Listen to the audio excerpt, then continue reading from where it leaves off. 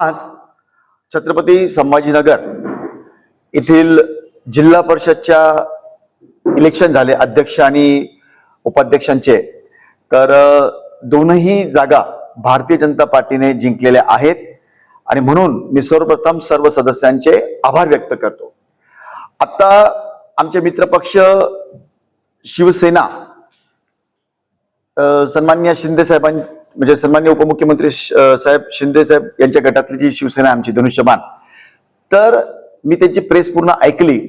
सर्वप्रथम तर मी त्याचा निषेध याकरता करतो की अगदी खोटी कोणत्याही गोष्टीमध्ये तथ्य नसलेली प्रेस म्हणजे प्रेस किंवा प्रेसमध्ये बोललेल्या त्यांचे बाबी होत्या ती अशी, त्यांनी आमच्या प्रदेशाध्यक्ष महोदयांच्या बाबतीत सांगितलं की त्यांनी आमचा विश्वासघात केला, त्यांनी आम्हाला शब्द दिला होता आणि तो फिरवला।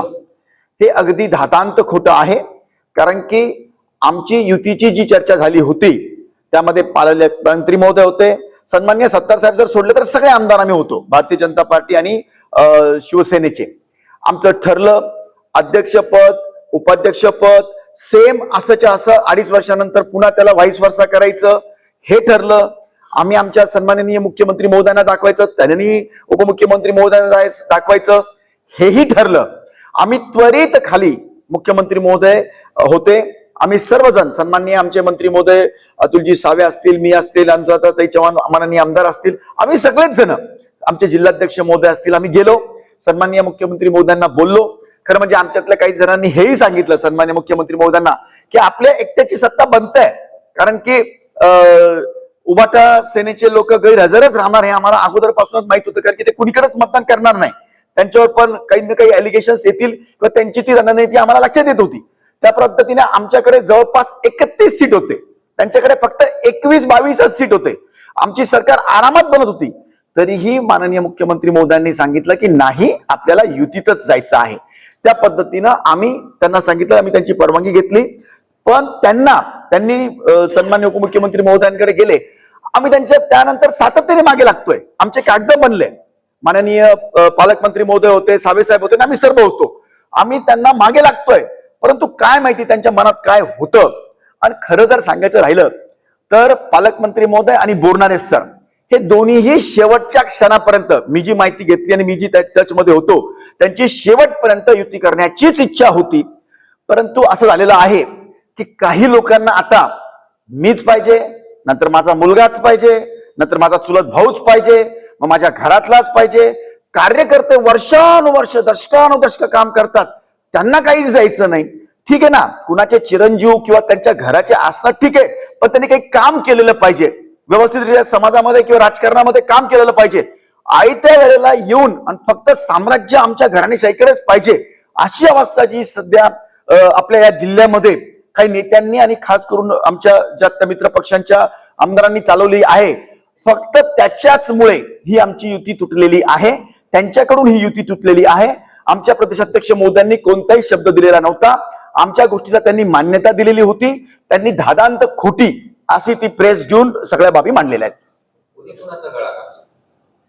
बघा, गळा त्यांनी स्वतःचाच दाबून घेतलेला आहे, ते म्हणजे काय म्हणतात त्याला असे गांगरून केलं असं त्यांनी की आम्ही सगळं झाल्यावर आरामात आम्ही राहिलो। त्यांनी उबाटा सेनेच्या लोकांशी कॉन्टॅक्ट करायला सुरुवात केली, आम्ही सुरुवातीला ते नजरांदाज केलं की बाबा रे जाऊ दे आपली युती झालेली आहे, काही जरी झालं तर मोठी लोक होती तर काय असं होणार नाही। तुझ्या आमच्या लक्षात आलं की ते आमचा गळा केसांनी कापण्याचे प्रयत्न करत आहात, नंतर तर भारतीय जनता पार्टी आम्ही सर्व नैसर्गिकरित्या सर्व म्हणजे याच्यानी करतो, म्हणजे सत्सद विवेक बुद्धीने आणि सात्विकतेने काम करतो। पण जर कोणी असा खेळ आमच्याशी केला तरी आम्ही त्यांना समज दिली की बघा आमचं बनतंय बरं का, तुम्ही असं करू नका, शेवटच्या टाइम पर्यंत बोलतोय। पण त्यांना तीच हव्यास होती की त्यांना त्यांच्या घरच्यांकरता होती। मग मला माहितीये त्यांच्यामध्ये आपसामध्ये द्वंद्व झालं, मग त्यांच्यामध्ये ठरलंच नाही, त्यांच्यामध्ये इतके भांडणं झाले की मी अध्यक्ष व्हावं ते अध्यक्ष व्हावं आणि ह्याच्यात त्यांच्या हातातनं सर्व सुटून गेलेलं आहे। आणि आता नॅचरलीच दुसऱ्याला त्यांना दोष द्यायचा आहे। खरं म्हणजे सत्तार साहेबांचे पण मी शब्द ऐकलं, केसानी गळा कापला वगैरे वगैरे, शेवटच्या 2 दिवसाला आले, त्यांना काय हकीकत माहित नव्हती, परंतु केविलवाना प्रयत्न त्यांनी त्यांच्या बाजूने मांडण्याचा प्रयत्न केलेला आहे। पण त्यांच्यातल्या झालेल्या भांडणामुळं त्यांनी स्वतःच हत्या करून घेतलेली आहे.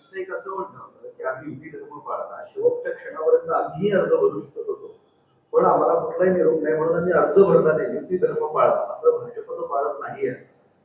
बघा, सर्वप्रथम जर ठरलं होतं अध्यक्ष आणि उपाध्यक्ष फॉर्म तर घ्यायला पाहिजे होते, त्याला वाट कोणाची बघायची होती? जर ठरलंच होतं, आता मी विलास बापूंचं पण त्यांनी सांगितलं ना आमचं ठरलं होतं म्हणून, मग ठरलं होतं तर आम्ही आमचा अध्यक्षाचा फॉर्म घ्यायचा, त्यांनी त्यांच्या उपाध्यक्षाचा फॉर्म घ्यायचा होता. फॉर्म न घेण्याचं कारण काय होतं? कुणाची वाट बघत होते ते? परंतु ते साक्षात फसलेले होते.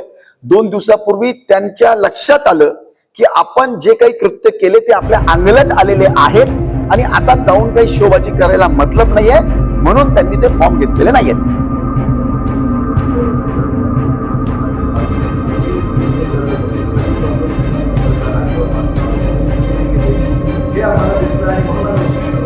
अगदी खोटं आहे. बघा, राजकारणामध्ये संपर्कात सगळेच सगळ्यांच्या असतात, नाही असं नाही. आपण आपली बाजू कोणी सांभाळेल, उद्या जर धोका झाला वगैरे वगैरे तरच करतात.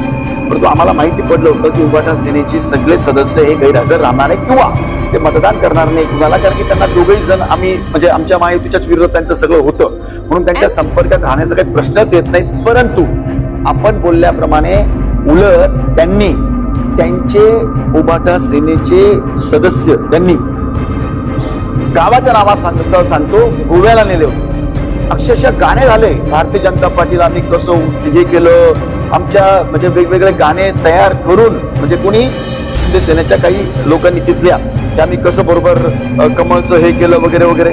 आम्हाला माहिती होतं त्यांचं एक क्षणभंगूर आहे. आम्ही आमचं बरोबर पद्धतशीर काम करून जे जेन्युन आहे ते आम्ही कार्यकर्त्यांना न्याय दिला.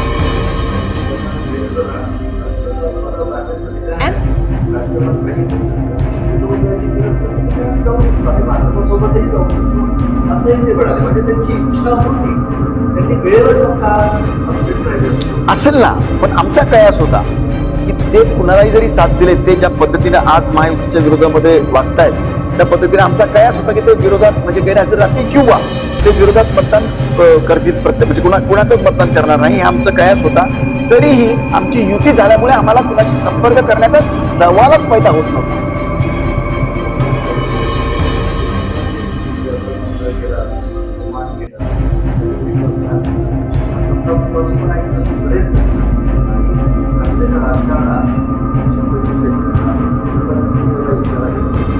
आजपर्यंत 2019 वरून अशा सगळ्या धमक्या आम्ही ऐकत आलेलो आहोत आणि तुम्ही सगळे निकाल बघितलेले आहेत. भारतीय जनता पार्टी अशा धमक्यांना कधीही भीक घालत नाही. ज्या वेळेला कधी आम्ही चूक करत नाही, आम्ही सगळं जिन्युनली चालतो, संध्या देतो, प्रत्येक गोष्ट आम्ही मानतो.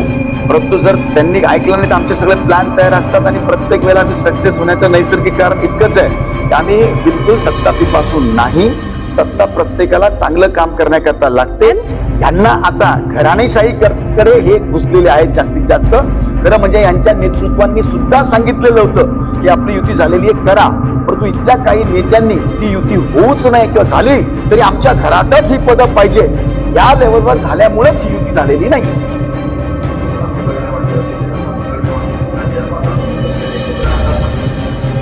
नाही, आम्ही खोटाटे त्यांना अजिबात म्हटलेलो नाही. छत्रपती संभाजीनगरच्या हद्दीपर्यंत जे जिल्हा परिषदचं घडलं ते आम्ही सांगण्याचा प्रयत्न केलेला आहे. युती आमची आहे, राज्यात आम्ही काम करतोय. काही अशा 2-4 लोकांना जर असं काही झालं तर आम्ही वटणीवर आणण्याकरता भाजपा सक्षम आहे. एक पारकरजी पण काहीतरी आता म्हणतो ना ते सत्ता पिपासू वगैरे काहीतरी शब्द त्यांनी वापरला पारकरजींना. हा, सत्ता पिपासू असा त्यांनी शब्द वापरला. मला वाटतं ते मोठे नेते आहेत, त्यांनी या एरियाला समन्वय कसा साधावा हे पाहावं. त्यांना माहिती असूनही भारतीय जनता पार्टीच्या बाबतीमध्ये असं बोलणं त्यांना शोभा देत नाही, म्हणून त्यांनी असले शब्द वापरू नये. अगोदर आपलं घर बघावं, घरातले भांडणं बघावे, घरात कोण काय सत्ता पिपासूपणा करतंय ते अगोदर चेक करावं आणि नंतर दुसऱ्याला नाव ठेवावं.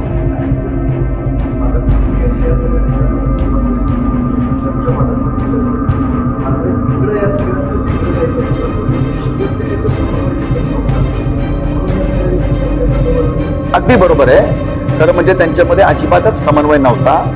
आमची जेव्हा बैठक झाली तेव्हा सगळे आम्ही होतो. सन्माननीय पालकमंत्री महोदय होते, सावे साहेब होते, सर्व आमदार होते, सन्माननीय सत्तार साहेब सोडून आमच्या दोन्ही पक्षांचे सर्व होते. त्यानंतर पालकमंत्री मोठ्याने पण सांगितलं आता झालं, आम्ही आमचं दाखवून देऊ, काही प्रॉब्लेम नाहीये.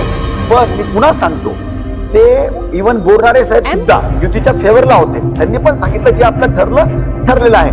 परंतु मी सांगितलं काही जणांनी त्यांना हे वाटतच नव्हतं, कारण की त्यांनी त्यांच्यामध्ये जे ठरलं होतं ना, त्यांना खाते श्रेष्ठ पाहिजे होते, पुन्हा उपाध्यक्षाकडेच महत्वाची खाती पाहिजे होती, असे त्यांच्या आपसातले भांडण आणि असमन्वय त्यांच्यातला, त्यामुळेच हे त्यांचं झालंय. आणि आता त्यांना याच्याशिवाय पर्याय नाहीये की भारतीय जनता पार्टीवर खापर फोडावं. नाही, जेव्हा जेव्हा ते असे करतील तेव्हा परिणाम हेच दिसतील की भारतीय जनता पार्टीचाच विजय होईल. भारतीय जनता पार्टी कोणाच्याही नादी लागत नाही, ते योग्यतेने काम करते, समन्वयाने काम करते. पण भारतीय जनता पार्टीचे जर कोणी नादी लागलं तर त्यांना हाच धडा भेटणार आहे जो आज भेटलाय. फॉर्म भरायची सुद्धा हिंमत नाही झाली त्यांची इतकी झालेली होती की त्यांचे जर फॉर्म भरले ना कोणी, तर कुणी सांगत होतं की आम्ही येणार पण नाही. त्यांच्यात इतके भांडणं होते. त्यांना माहिती आहे जर आपण फॉर्म भरला आणि आपलेच लोक जरी पूर्ण जर तिथे नाही गेले तर आपली काय हालत होईल, अशी त्यांची आज हालत झालेली. त्यांनी धडा घ्यावा या गोष्टी. आमचं काही भारतीय जनता पार्टीचं काहीही चूक नाही, कधी होणार नाही. आम्ही समर्थ आहोत प्रत्येक गोष्टीला. असं जर भारतीय जनता पार्टीशी वागले त्यांना असाच धडा भेटणार. काय